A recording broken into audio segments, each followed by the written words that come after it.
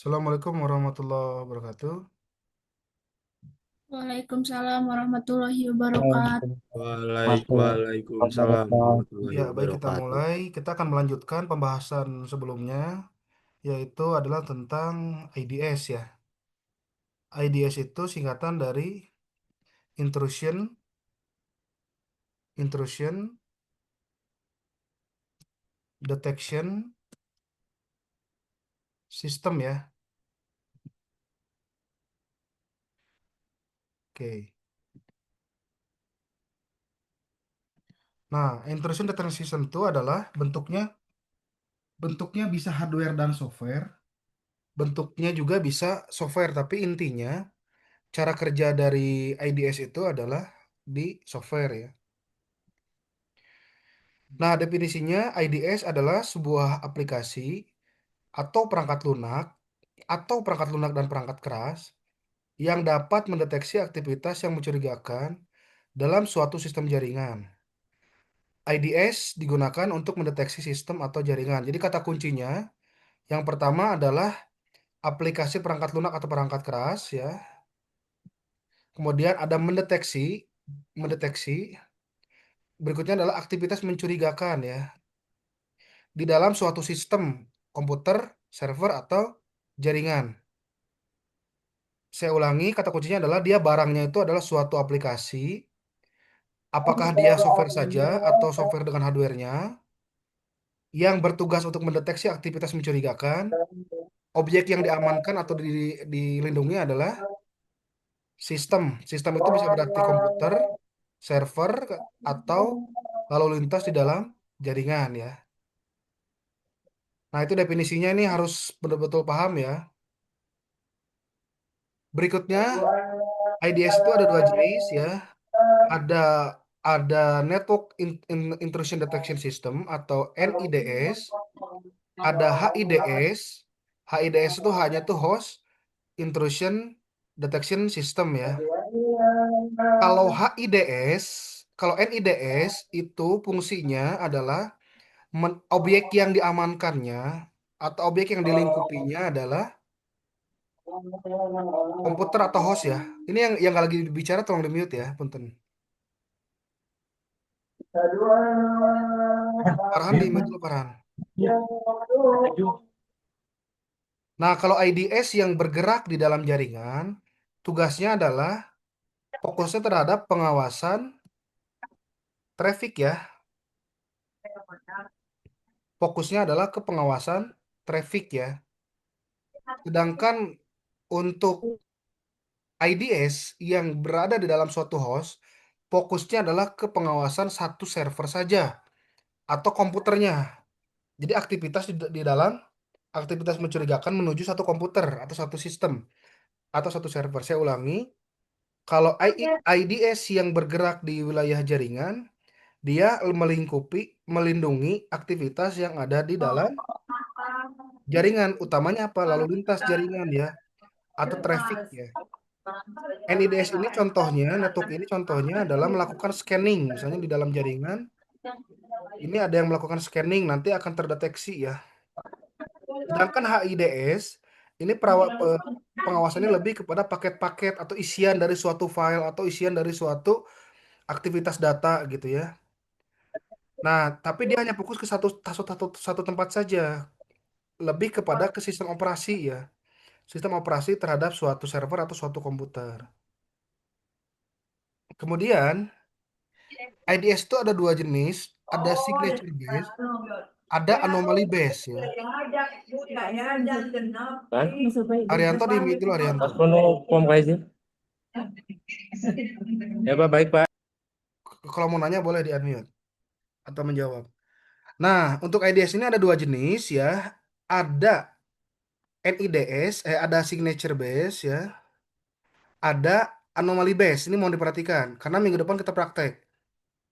IDS ini salah satu fungsinya adalah dia pendeteksiannya berbasis signature, di mana dia melakukan pengawasan terhadap paket-paket yang sudah ada pendeteksiannya.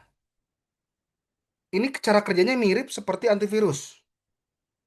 Jadi antivirus itu sama ya jenisnya itu antivirus itu ada juga yang signature base. Jadi dia akan mendeteksi paket-paket berdasarkan paket-paket yang sudah ada pakemnya. Jadi paket-paket yang sudah ada pakemnya yang dianggap sebagai suatu aktivitas mencurigakan itu sudah termonitor. Contoh yang sederhana, suatu paket, suatu data, ternyata si datanya itu mengandung kalimat-kalimat serangan misalnya. Itu sudah termasuk ke dalam signature base. Nanti akan otomatis, jadi dia kayak kayak semacam antivirus ya. Dia punya database-nya. Setiap paket-paket seperti apa saja yang dianggap mencurigakan itu akan nanti termonitor. Itu yang signature base. Yang kedua adalah anomaly base. Anomaly base ini berbeda dengan yang signature base. Dia akan mengawasi traffic pada jaringan dengan melihat traffic-traffic yang sifatnya anomali. Nah, sistem akan melakukan identifikasi apa yang dimaksud dengan jaringan normal, apa yang disebut dengan tidak normal. Nah, anomali-anomali ini salah satu bentuknya adalah melihat besaran traffic lalu lintas jaringan. Kalau terlalu besar, itu juga akan dianggap sebagai suatu anomali. Misalnya, ada satu traffic menuju satu IP, kenapa jaringannya itu sampai 1 Gbps selama beberapa jam misalnya. Nah, itu akan terdeteksi sebagai anomali ya. Dan anomali-anomali jenis lain tidak hanya anomali di sisi traffic jaringan atau jumlah bandwidth yang dihabiskannya sedikit misalnya, tapi jumlah paket yang dikirim dan diterima itu banyak misalnya. Ini kok trafficnya kecil tapi jumlah paketnya sampai jutaan misalnya. Jutaan paket per detik, per menit misalnya atau per jam. Itu juga dianggapnya sebagai anomali ya. Maka dari itu yang anomali base itu lebih cocok digunakan untuk yang network ya, network IDS. Sedangkan yang signature base lebih cocok diterapkan untuk yang satu lagi itu apa? Host ya, host IDS. Nah, kemudian IDS itu ada dua. Ada yang pasif, ada yang reaktif ya. Yang pasif dulu. Yang pasif itu adalah jenis IDS yang hanya memberikan warning. Jadi ketika di traffic ataupun di host ada suatu hal yang dianggap masuk ke dalam alarm, dia termonitor dianggap suatu anomali atau suatu signature berbahaya atau suatu aktivitas mencurigakan, maka dia akan memberikan notice kepada administrator. Nah, selain notice, itu yang wajib itu biasanya dia akan menyimpan dalam bentuk log. Dia bisa menyimpan dalam bentuk log, kemudian dalam bentuk web web dashboard gitu ya. Dan juga bisa mengirimkan informasi ke email, ke Telegram, ke WhatsApp, ke SMS gitu ya. Bisa. Jadi kalau misalnya ada aktivitas mencurigakan, dia tuh sifatnya hanya memberikan peringatan. Peringatannya apakah hanya dicatat di dalam sistem berupa log atau database dashboard via web misalnya, atau sampai mengirimkan pesan seperti email, Telegram, apalagi email, Telegram, SMS, WhatsApp ya. Nah, berbeda dengan yang reaktif atau proaktif nama lainnya. Yang reaktif atau proaktif ini adalah sistem pendeteksian yang ketika dia mendeteksi, dia akan memberikan sinyal kepada firewall yang berhak memutus lalu lintas jaringan atau menonaktifkan suatu traffic atau menonaktifkan suatu paket, itu namanya firewall. Nah, si IDS ini ketika mendeteksi adanya gangguan, jenis yang reaktif atau proaktif ini akan mengirimkan hasil deteksinya ke dalam perangkat perlindungan. Karena basicnya IDS ini hanya mendeteksi. Tapi yang versi reaktif atau proaktifnya dia akan mengirimkan sinyal ke firewall untuk suatu traffic tersebut di drop, ditutup, di close, di reject, di deny gitu ya, atau dikembalikan. Nama lain reaktif IDS ini adalah IPS atau Intrusion Prevention System.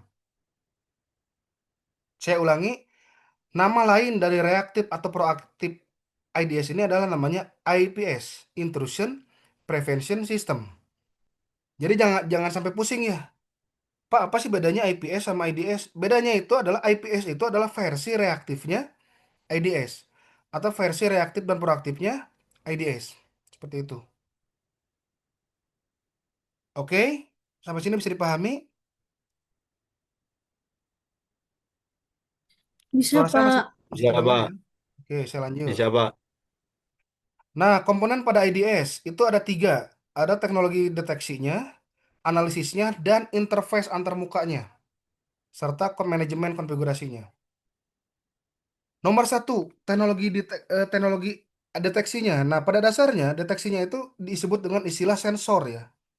Sensor ini adalah teknologi software yang bertugas melakukan pemantauan dan pengawasan lalu lintas.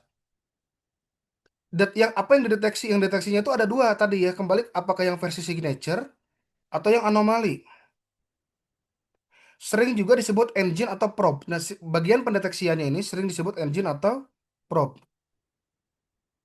Nah, teknologi deteksi ini ketika posisinya di dalam jaringan, maka dia akan diintegrasikan dengan perangkat jaringan seperti router atau switch layer 3 di network layer ya.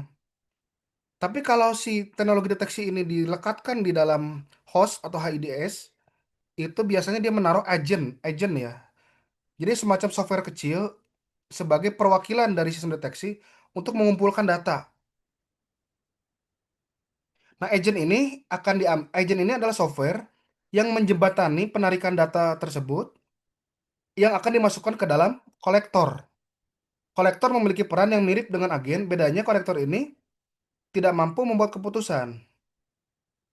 Agen itu perwakilan ya, perwakilan IDS yang disimpan, yang diletakkan di area deteksi. Apakah itu kalau jaringan berarti di router, kalau yang host berarti di hostnya atau di servernya atau di OS-nya.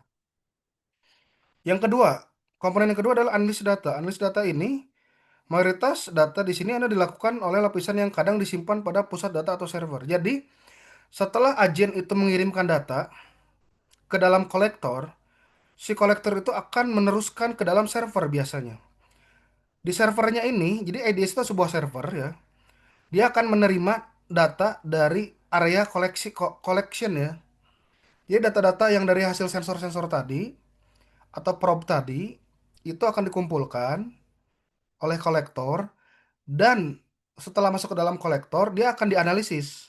Apakah benar aktivitas ini mencurigakan atau tidak? Jika tidak, maka akan dibiarkan. Jika iya, maka akan dinotis sebagai suatu alarm. Jadi yang diambil kolektor via agent ini adalah semua aktivitas sebenarnya yang melingkupi sistem deteksinya. Tapi yang ditentukan apakah dia masuk ke dalam aktivitas berbahaya mencurigakan atau tidak, itu dilakukan oleh analyzernya atau analisis datanya.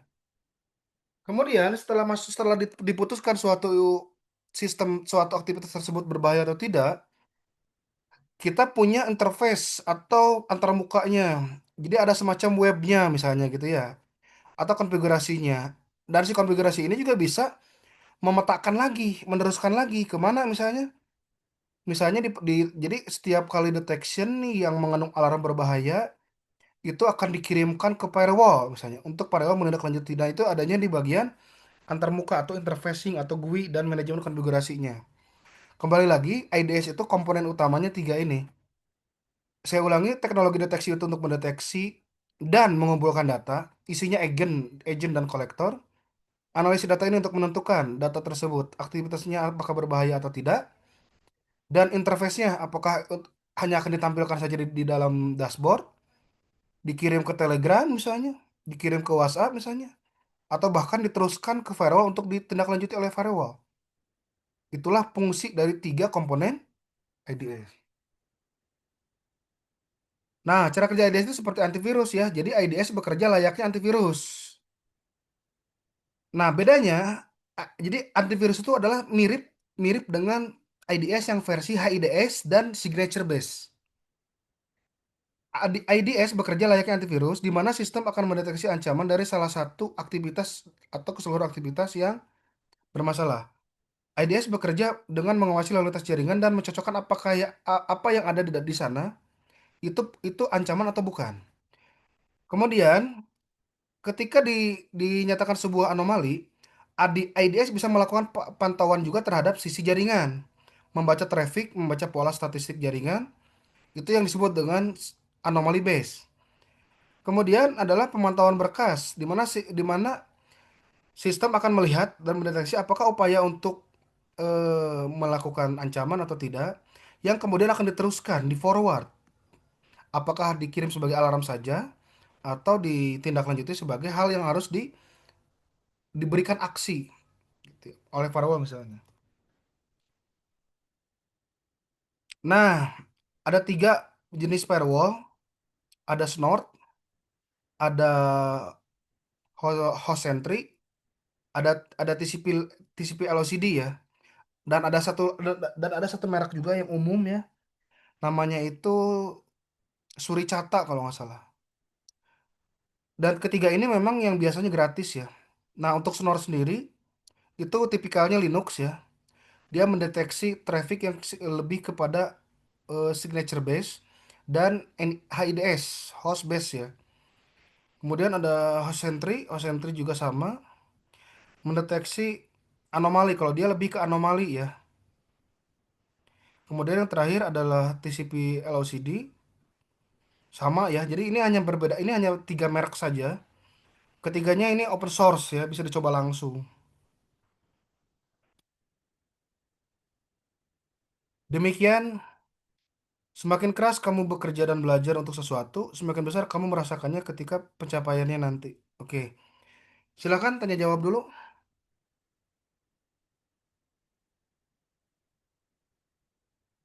Silakan pertanyaan.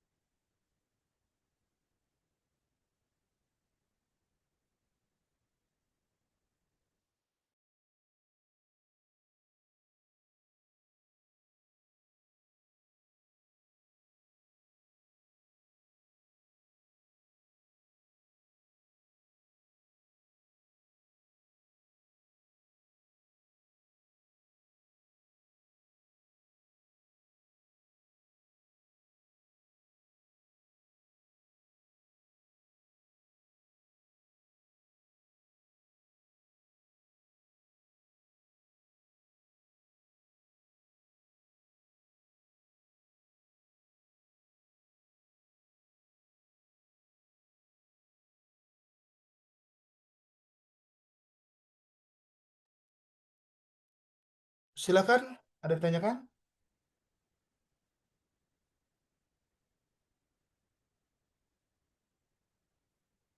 Kalau tidak ada, saya akhiri saja.